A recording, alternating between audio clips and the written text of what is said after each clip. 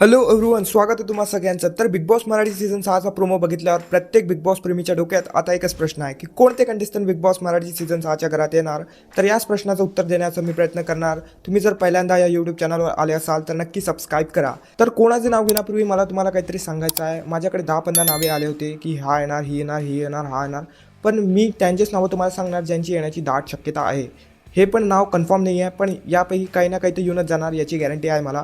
तर फटाफट पहिलं नाव घेतो मी. तर पहिला कंटेस्टंट असू शकते बिग बॉसचा डॅनी पंडित. डॅनी पंडित हा खूप फेमस झाला सध्या. झटपट पटापट तुम्हाला सगळ्यांना माहीतच असेल. जर तुम्हाला माहीत नसेल तर डॅनी पंडित हा कॉन्टेंट क्रिएटर आहे, माहीतच असेल.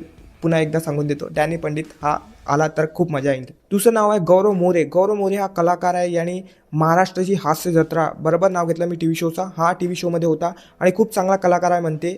मी याची रील बघितली होती एक. तर चांगला कंटेस्टंट बनू शकते हा बिग बॉस मराठी सीझन 6चा. जर आला तर मजा येईल नक्की.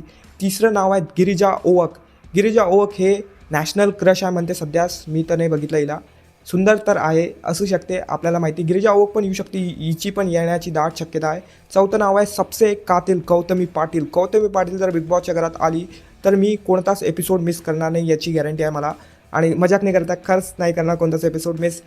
पाचवं नाव नाही आहे, आता मी 3 नाव घेणार आहे. तर पहिले हॉटेल भाग्यलक्ष्मीचे मालक नागेश मडके, हॉटेल तिरंगाचे मालक लक्ष्मण भोसले आणि हॉटेल जलपरीचे मालक रवी काळे.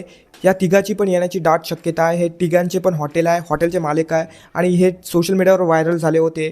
पण मला नाही वाटत ह्या तिघे पण बिग बॉसच्या घरात येणार. या तिघापैकी कोणी एक किंवा दोन जास्तीत जास्त एकामेकाला टक्कर देण्यासाठी तिघं एका बॅकग्राऊंडमधून बिग बॉस नाही घेणार कंटेस्टंट, मला असं वाटते.